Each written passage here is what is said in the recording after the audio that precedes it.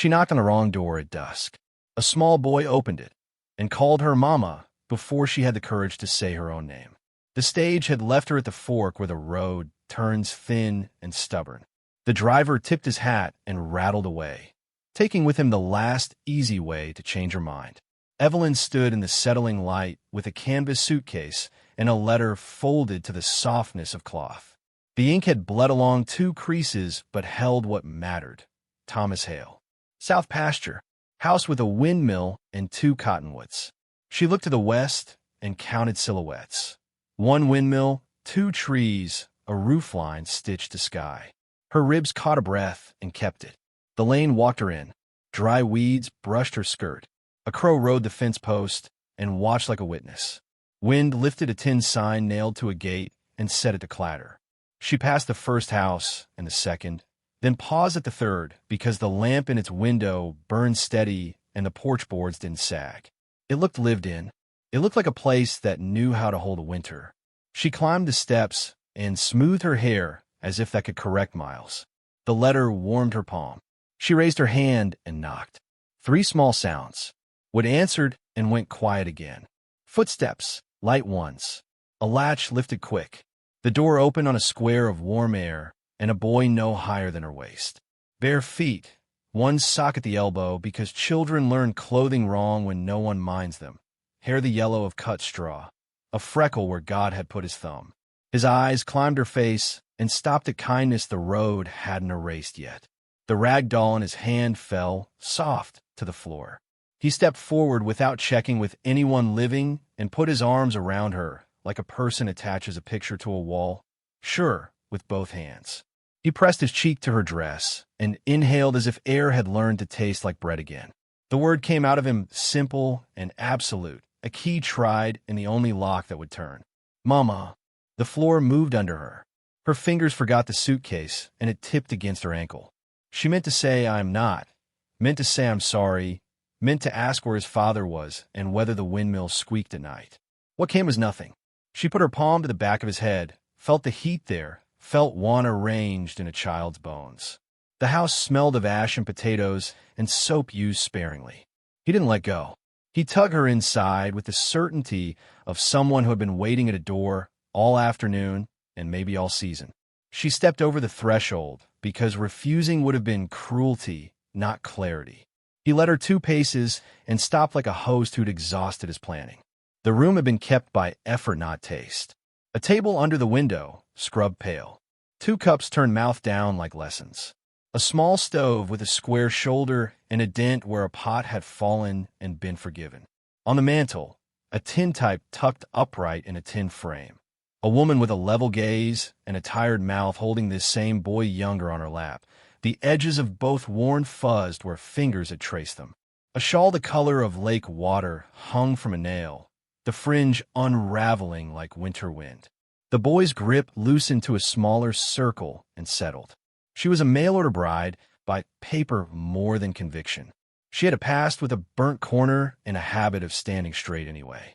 On the road, she had practiced what she would say. I can bake, I can keep a fire, I can mend, I don't fuss. She had not practiced a child calling her home. Sweetheart, she tried. The word careful, not a claim. I think. He shook his head before she finished, hard and fast, the way children deny weather. His hand found her sleeve and held.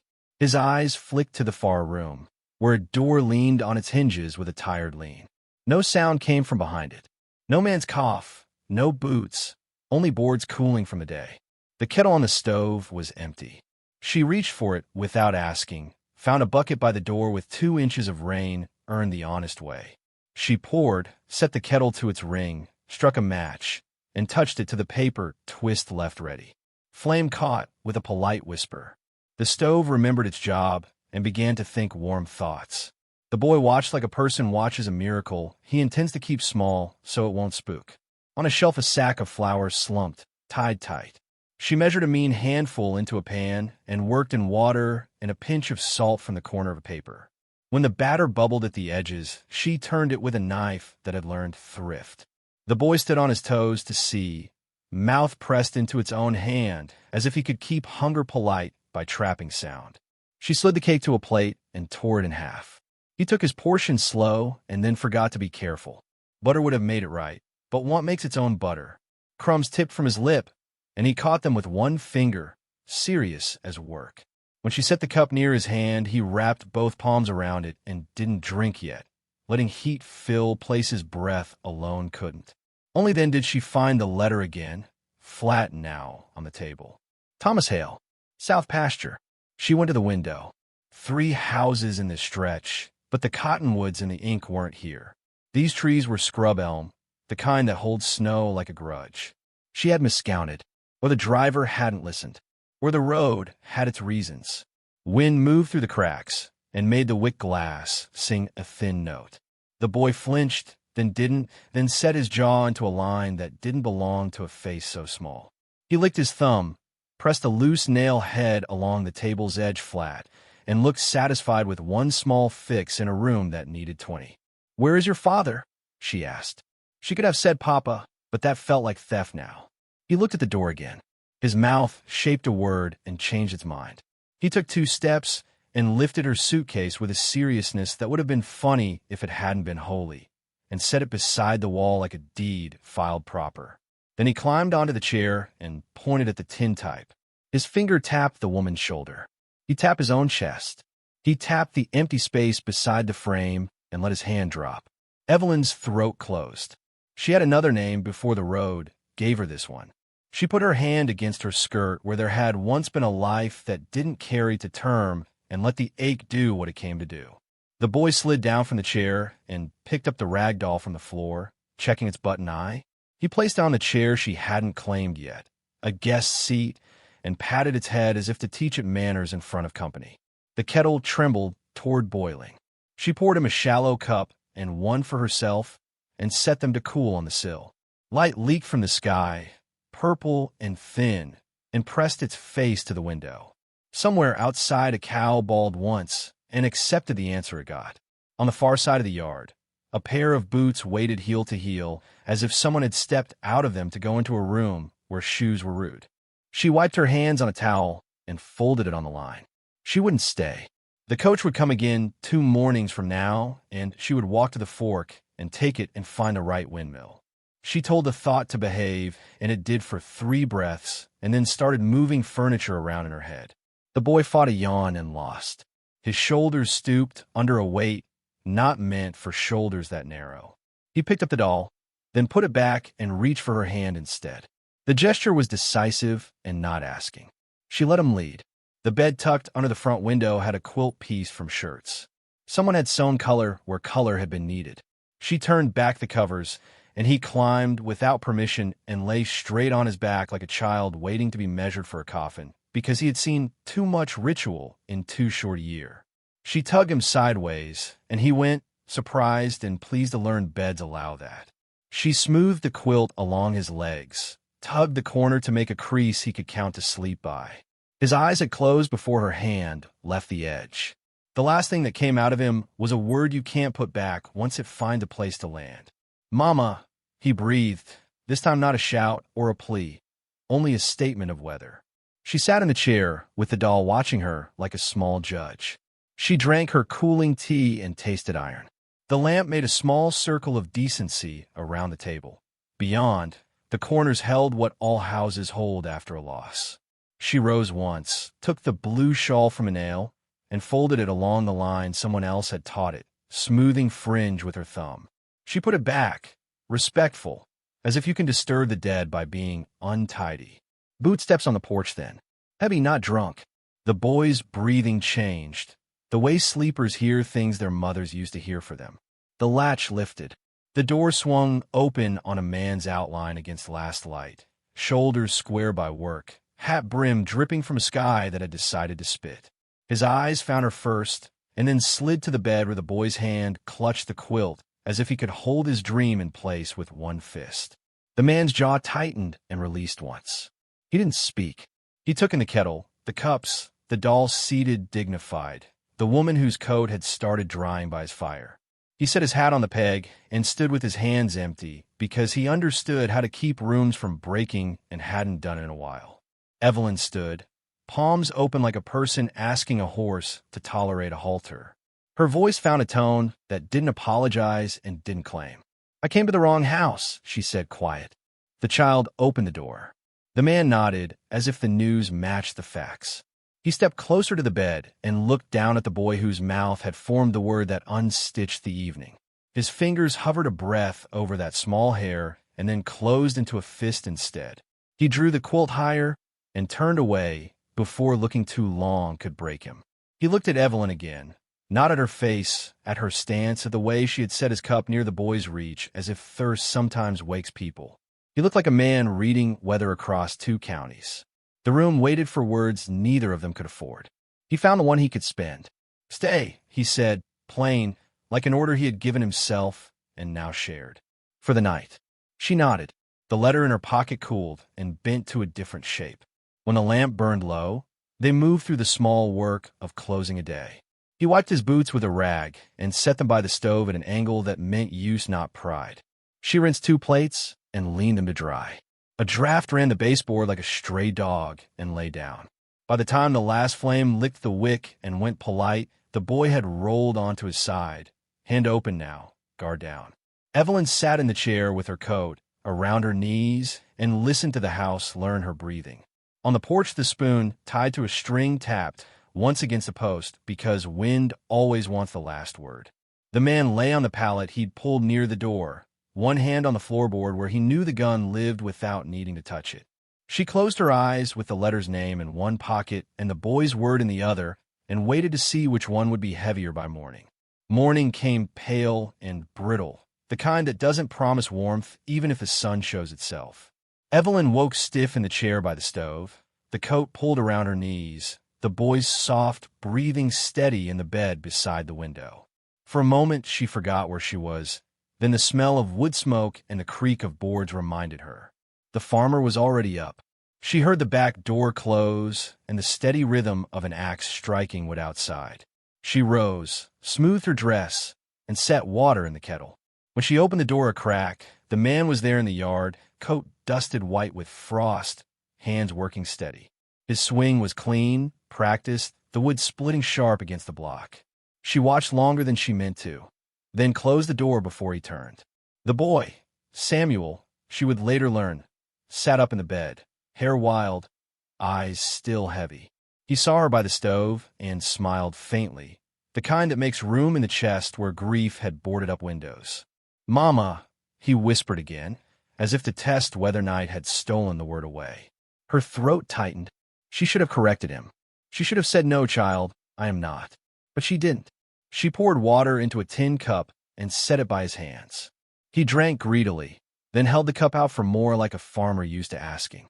When the man came in, his arms full of wood, the boy leapt from the bed and tugged his sleeve. "Mama made fire," he said proudly. Evelyn felt the weight of the words as surely as if he'd placed stones in her hands. The farmer glanced at her, then set the wood down near the stove. He gave a short nod, neither welcome nor rejection, just acknowledgement. His face was carved with lines that came from more than sun, his eyes tired but sharp. "Thomas Hale," he said finally, voice rough with disuse. "Evelyn," she answered. Her own name sounded fragile here. He looked at the suitcase against the wall, then back at her.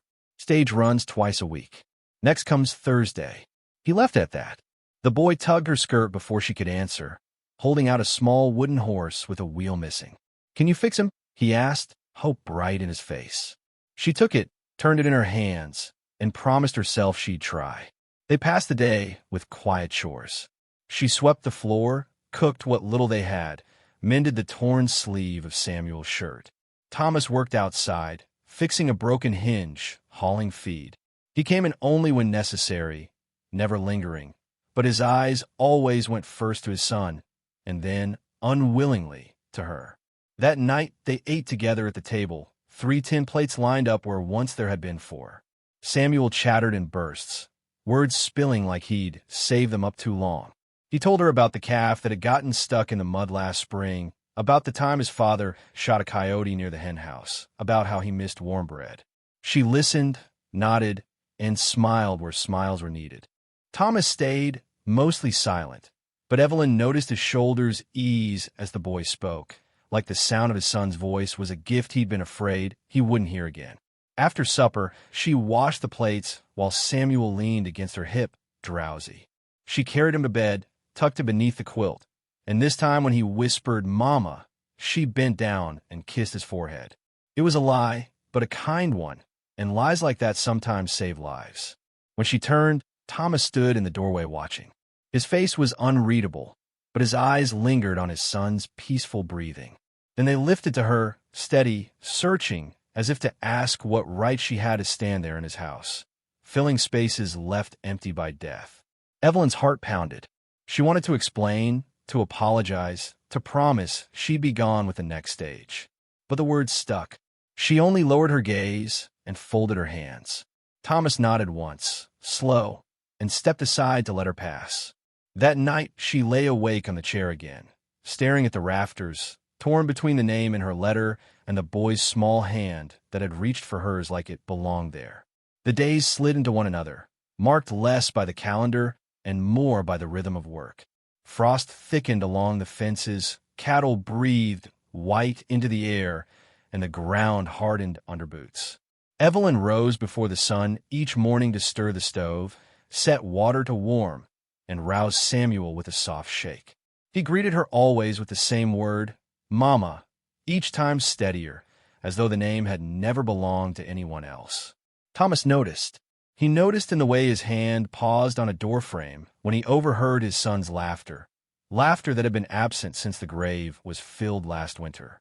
He noticed in the way Samuel followed Evelyn around the kitchen, tugging her skirt, telling her stories about calves, fences, and stones that looked like animals.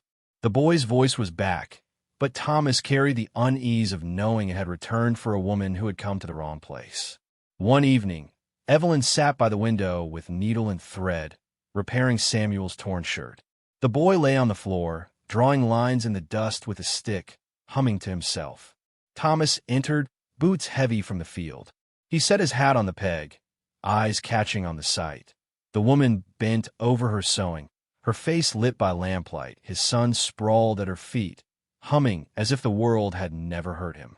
He froze in the doorway longer than he should have, something hard and something tender colliding inside him. Evelyn looked up, startled by his stillness. Their eyes met, and for a heartbeat it felt as though words might pass between them. But Thomas only cleared his throat, muttered something about mending fences, and moved past.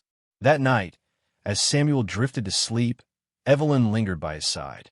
She smoothed the quilt, brushed hair from his forehead, and whispered promises she wasn't sure she could keep. The boy clutched her hand and breathed evenly, safe in a peace she could feel humming through him. When she turned, Thomas was there again, standing in the shadows. His face was unreadable, but his eyes burned with something caught between gratitude and grief. He stepped forward, pulled the quilt higher over his son, then straightened with a sigh heavy enough to bow beam. "You've brought him back," he said at last, voice low and rough. It was the first real sentence he'd spoken to her. Evelyn's breath caught. She wanted to ask if that was good or bad. Instead, she whispered, "He just needed someone to listen." Thomas's gaze held hers, searching, maybe accusing, maybe pleading. He turned away before she could read more. The next days passed with small changes. Thomas spoke a little more at supper, mostly about work, the weather, the stubborn mule. His words were few, but the silence no longer bit as hard. Evelyn baked biscuits with the last of the flour, and Samuel clapped his hands in delight. Thomas broke one in half, chewed slow, and said, "Haven't had bread like this since." He stopped short, jaw locking on the memory of the woman who used to stand where Evelyn now stood. The air in the room grew heavy. Evelyn lowered her eyes, ashamed of the warmth in her chest. She had not come to replace anyone. She had come by mistake, with a letter to another man. Yet here she was, and the boy called her mother without hesitation, and the man's silence no longer felt like rejection, but like a wall struggling to stand after too many storms. That night, as snow drifted against the windows, Evelyn sat awake long after the house had gone quiet. She pulled the letter from her pocket, creased, worn, its promise written to another life. She traced the ink with her finger, then folded it back. Across the room, Samuel stirred in his sleep and whispered her name for him. Mama. Her heart clenched. She was supposed to leave with the next coach. But already she knew, if she walked away, she would carry that word like a wound the rest of her days. The stage would come Thursday. The word sat in the room like a chair no one wanted to sit in. A north wind settled across the flats and made a habit of the eaves. Evelyn patched Samuel's elbow, stirred thin stew, and kept the fire steady. Thomas mended harness in the doorway for light, knife, and all clicking a rhythm older than talk. They worked near each other without crowding. It felt like whether deciding to be kind and not bragging. Samuel counted mornings on his fingers. He didn't say why. He stuck close, shadow, small and insistent, bringing her pebbles shaped like animals, a feather with winter still in it, a button he'd found under the bed and called treasure. He held the button out, palm flat. She threaded a scrap of twine through its holes and made him a charm. He wore it like a promise you could touch. That evening a neighbor came by, woman wrapped in a brown shawl, eyes quick, mouth careful. She brought eggs that talked when set down. Snow holding off, she said, looking at the sky over their shoulders. She let her gaze slip across Evelyn and rest on the suitcase by the wall. Stage Thursday, she added, and did not make a question. Evelyn wiped her hands and thanked her for the eggs. The neighbor's eyes softened at Samuel's chin tilted brave. He's laughing again, she said to Thomas, low, as if good news shouldn't spook. He nodded once. The neighbor left with a last look at the suitcase, like a midwife measuring if a birth will be turned. After she'd gone, silence returned to its place. Thomas set the harness aside and stood, flexing hands sore from leather.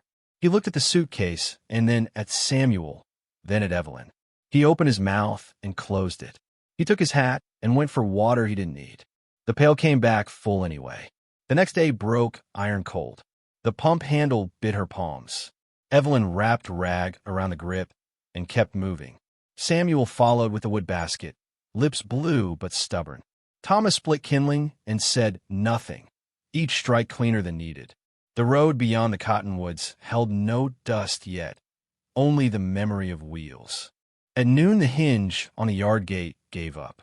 Thomas lifted the whole gate off its pins and set it on sawhorses. He worked slow, precise, a man teaching timber to remember duty. Samuel fetched nails like a clerk proud of sums.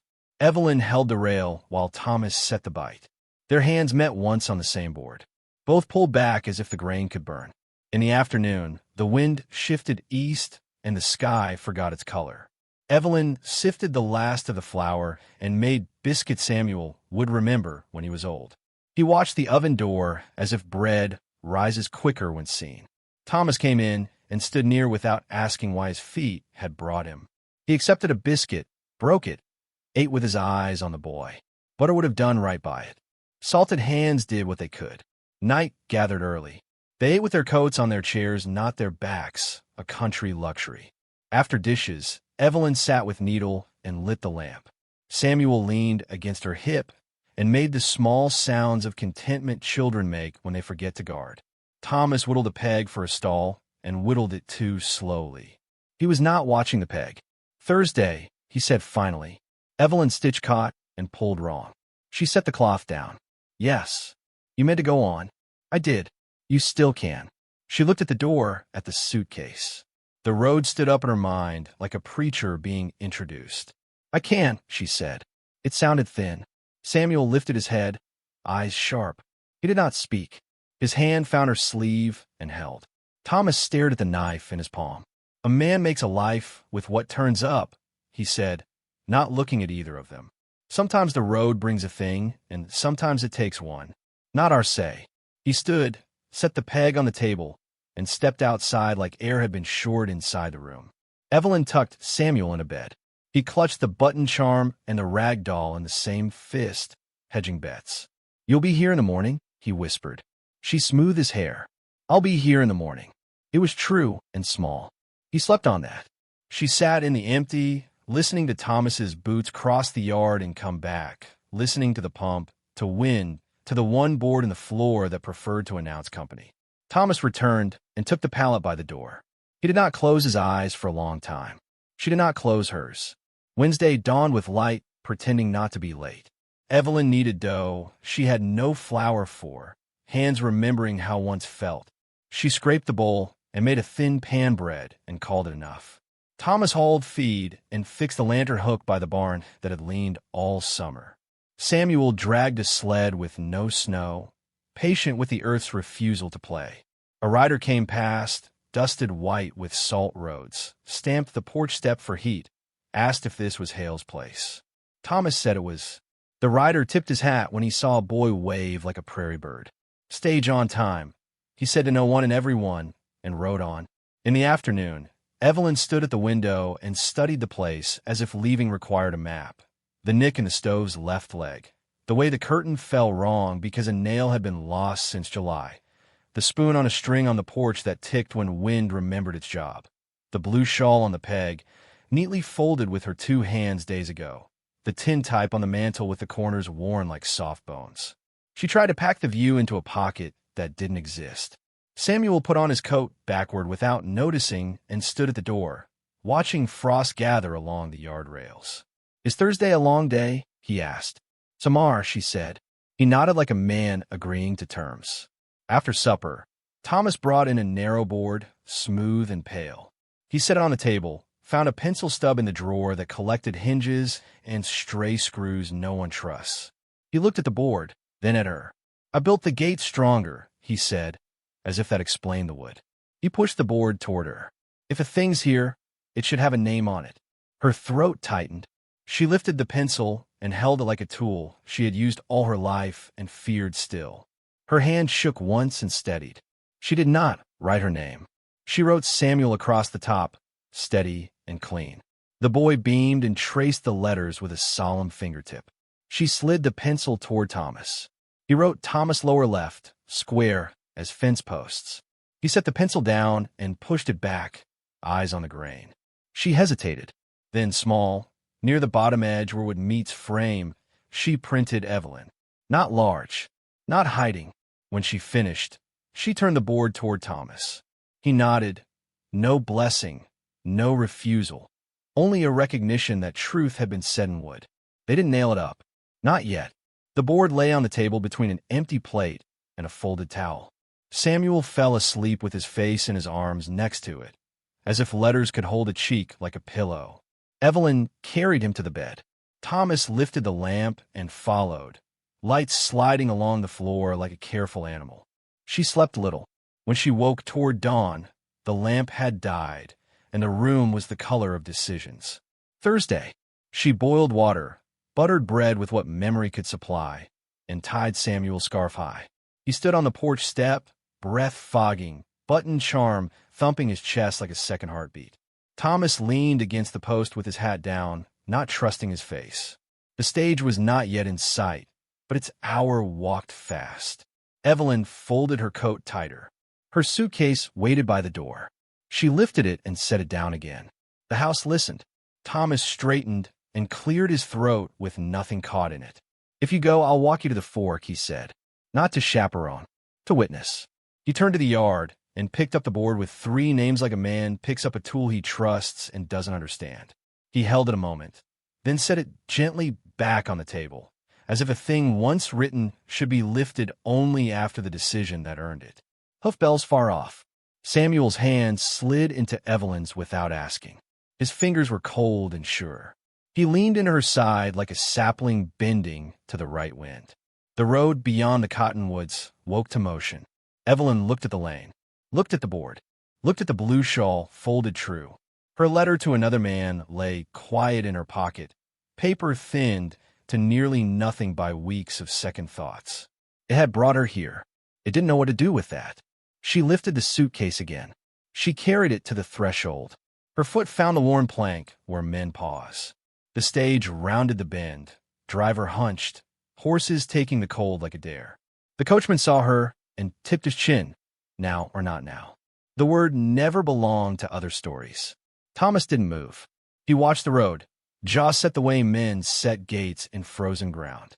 Samuel watched her face and nothing else. The bells grew loud enough to change the air. Evelyn closed her eyes and counted to 3. When she opened them, the room had arranged itself without her help. The kettle breathing a little, the coat on the peg, the letters on the board refusing to smudge. She set the suitcase down so soft the wood barely knew it had been touched. "Eat before it goes cold," she said to Samuel, voice steady. It was not an answer, only a first step. The coach rolled past when she didn't wave. The driver shrugged like a man familiar with stubborn women and moved on. Bells faded. Silence took their place and brought a chair up to the table. Evelyn turned from the door and lifted the board. She ran her thumb over Samuel, over Thomas, over the small Evelyn like a blessing and a question.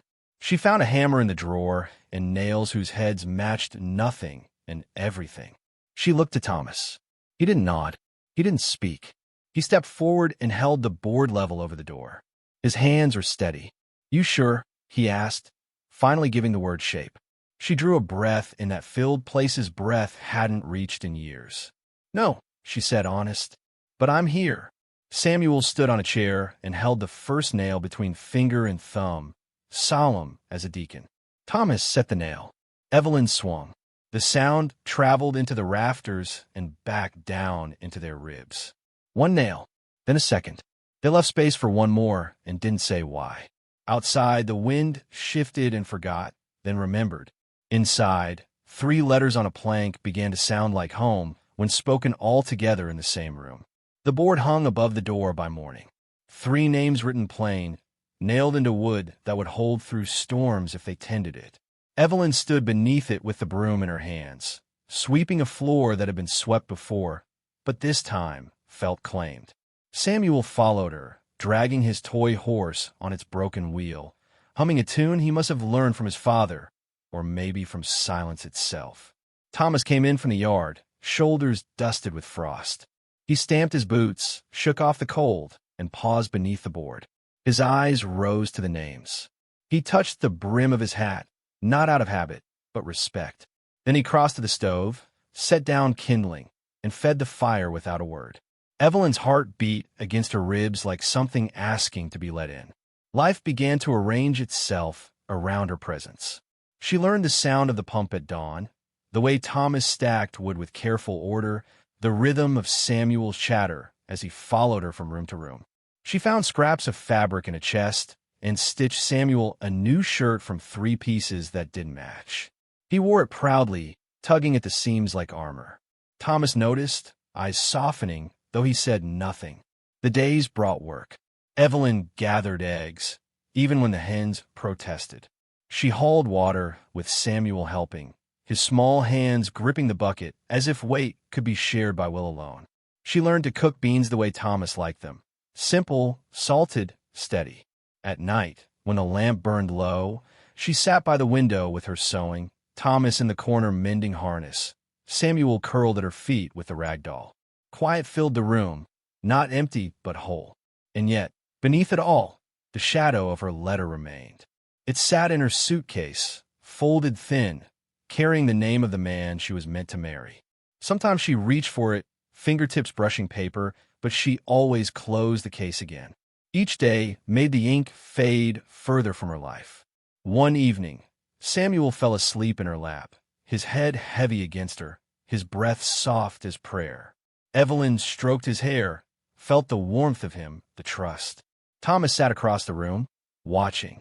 Their eyes met, neither daring to speak what pressed between them. His face was worn, scarred by grief. But in that moment, she saw something unguarded, a man who had been broken and still rose each day for the sake of the boy now sleeping against her. She whispered, "He called me Mama," before I spoke a word. Thomas's throat worked. He looked down, then back at her. He hasn't said it in a year. His voice was rough, almost breaking. Not once. Not to anyone. Evelyn lowered her gaze to Samuel's face, peaceful in dreams. "Some words come back when they're ready," she said softly. "And sometimes we don't choose who they belong to." Silence stretched, deep as the land outside. Then Thomas nodded once, like a man accepting terms set by the earth itself. The weeks lengthened into winter. Snow fell heavy, burying the lane, making the world small and close. The 3 of them carried on, feeding stock, chopping wood, keeping the fire alive. Hard days came, but laughter came too, spilling from Samuel when he tumbled in the snow or when Evelyn baked bread with flour, saved like treasure. Thomas laughed once low, quiet, almost startled.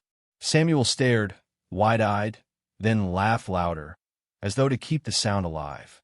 At night, when wind howled, Evelyn sat near the fire, Samuel drowsing against her, Thomas by the door with his rifle across his knees.